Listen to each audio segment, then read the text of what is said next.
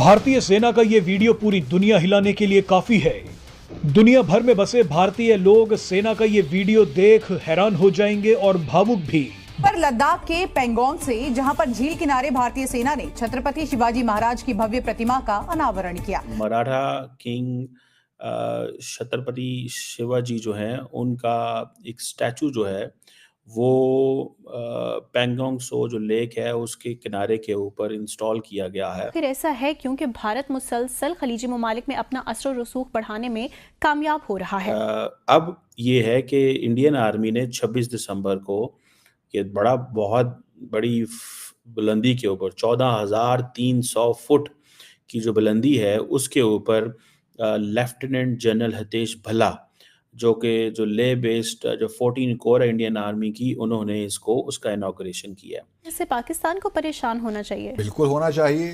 दोस्तों, भारत स्पेशल में आपका स्वागत है। भारत चीन बॉर्डर पर छत्रपति शिवाजी की भव्य प्रतिमा देख पाकिस्तानी मीडिया की चीखें निकल गई हैं। अब लद्दाख के रणनीतिक रूप से महत्वपूर्ण क्षेत्र में भारतीय सेना ने 26 दिसंबर को पेंगोंग झील के किनारे छत्रपति शिवाजी महाराज की भव्य प्रतिमा का अनावरण किया। 14,300 फीट की ऊंचाई पर स्थापित यह प्रतिमा न केवल मराठा योद्धा राजा को श्रद्धांजलि है, बल्कि यह भारत के सीमा सुरक्षा के प्रति मजबूत इरादों का संदेश भी देती है। प्रतिमा का अनावरण lieutenant general Hitesh Bhalla, GOC fire and fury कोपस और मराठा लाइट इन्फेंट्री के कर्नल ने किया था। इस अवसर पर उन्होंने कहा कि छत्रपति शिवाजी महाराज की वीरता, रणनीति और न्याय की परंपरा आधुनिक सैन्य अभियानों में भी प्रेरणा देती है। इस प्रतिमा का अनावरण एक ऐसे समय हुआ है जब भारत और चीन के बीच वास्तविक नियंत्रण रेखा पर विकास जारी है। पेंगोंग झील का इलाका जो 2020-21 के भारत चीन संघर्ष के दौरान एक महत्वपूर्ण स्थान था। झील के किनारे स्थापित यह प्रतिमा भारत के बढ़ते बुनियादी ढांचे और क्षेत्रीय प्रभुत्व का प्रतीक है। छत्रपति शिवाजी महाराज की यह प्रतिमा चीन समेत पूरी दुनिया को खास संदेश देती है। पाकिस्तानी मीडिया भी छत्रपति शिवाजी महाराज की प्रतिमा पर चर्चा कर रही है। ये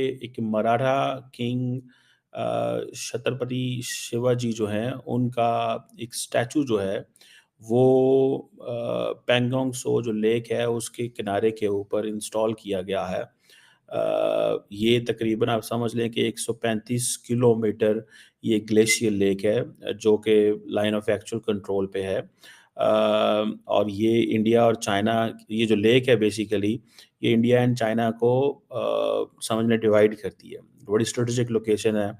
और अब ये है कि इंडियन आर्मी ने 26 दिसंबर को ये बहुत बड़ी बुलंदी के ऊपर 14,300 फुट की जो बुलंदी है उसके ऊपर लेफ्टिनेंट जनरल हितेश भल्ला जो ले बेस्ड जो 14 कोर इंडियन आर्मी की, उन्होंने उसका इनॉग्रेशन किया।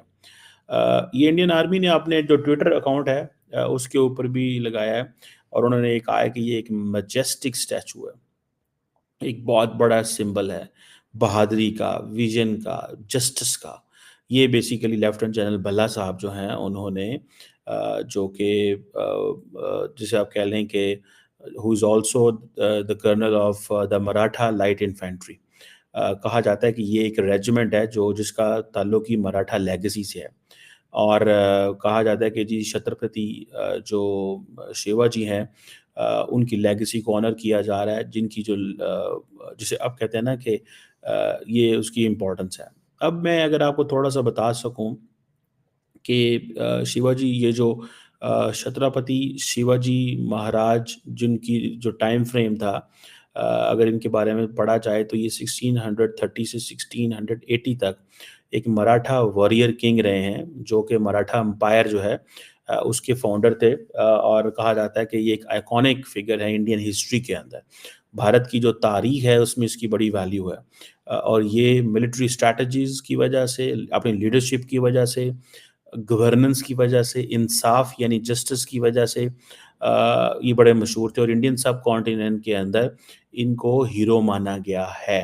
ज़ाहिर बात है इसमें इंडिया, ये हिस्ट्री तो उस वक्त एक कॉमन हिस्ट्री थी। ज़ाहिर बात है पाकिस्तान, भारत, बांग्लादेश, श्रीलंका, नॉट श्रीलंका में भी but Nepal and all that, लेकिन पर्टिकुलरली जो मुग़ल एम्पायर थी उसके अंदर ये जो शिवाजी महाराज की जो लाइफ एंड लेगेसी है इसको बहुत सारे एंगल में देखा जाता है। इनका जो मिलिट्री कैरियर है, कहा जाता है कि यंग एज में वो अपनी टैक्टिकल ब्रिलियंस क्योंकि इन्होंने तोरना फोर्ट जो था वो उसको इन्होंने कैप्चर किया था 16 साल की उम्र में। और फिर इनके अंदर एक डिसिप्लिन बहुत ज़्यादा था एंड ऑल दैट, मतलब ये इस तरह की चीज़ें। और फिर बहुत सारी इन्होंने टेरिटरीज़, भले वो कर्नाटका में हों, मध्य प्रदेश में हों, महाराष्ट्र में हों, वो जो है उनके अपने एक्सपेंशन की मिलिट्री इनोवेशन की वजह से जाने जाते हैं बेसिकली। गुरिल्ला वॉरफेयर टैक्टिक्स की वजह से, यही वजह है कि शायद इंडियन फौज जो है वो इसको चाइनीज़ बॉर्डर पे लेके आ गई है। और इंडियन फौज समझती है कि ये चीज़ जो है ये this is what we have to do, this is what we need to do, कि जिसे आप कहेंगे ना कि he is known for guerrilla warfare tactics, he is known for his hit and run tactics, जिसे वो कहते हैं ना इन चीज़ों की वजह से। और बड़ी एक ऑर्गेनाइज्ड एंड मिलिट्री इन्होंने बनाई थी। और सबसे ज़्यादा ही एम्फसाइज्ड ऑन नेवल पावर। और इंडिया अपनी नेवल पावर जो है is one of the reason कि इंडिया अपनी नेवल पावर जो है वो बढ़ा रहा है। और उस वक़्त जो पुर्तगाली होते थे, वो बहुत ज़्यादा हमले करते थे और उनके अगेंस्ट हम डिफेंड करते थे, और मुगल्स अपने आप को डिफेंड करते थे, तो ये इनका था। शिवाजी का जो उनके दौर में जो सबसे ज़्यादा एक जो स्ट्रगल रही है वो मुग़ल एम्पायर के ख़िलाफ़ रही है। यही वजह है कि इंडिया बहुत ज़्यादा इनको हाई रेट वैल्यू जो है वो देता है। और मुग़ल एम्पायर में के अंदर औरंगज़ेब जो थे, उनके साथ इनकी बड़ी इंटेंस किस्म की जो आप समझ लें कि जंगें ये रही हैं। और इनोवेटिव स्ट्रैटेजीज़ उन्होंने अडॉप्ट की। मुग़ल फोर्सेस को बड़ा मुश्किल टफ टाइम दिया।